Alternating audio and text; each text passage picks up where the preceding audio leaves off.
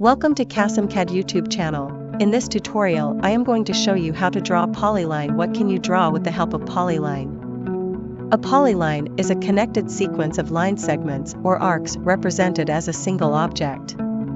It combines the properties of lines and curves, allowing you to create complex shapes and boundaries efficiently.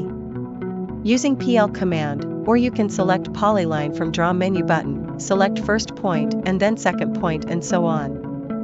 Now we are going to see some other features of this command. Using polyline, then selecting arc, you can draw round shape arc attached with line.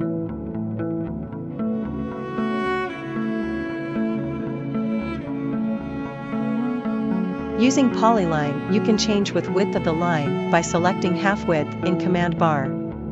In this polyline arc command, you can change the angle, direction, radius of the arc, and also you can go back with line.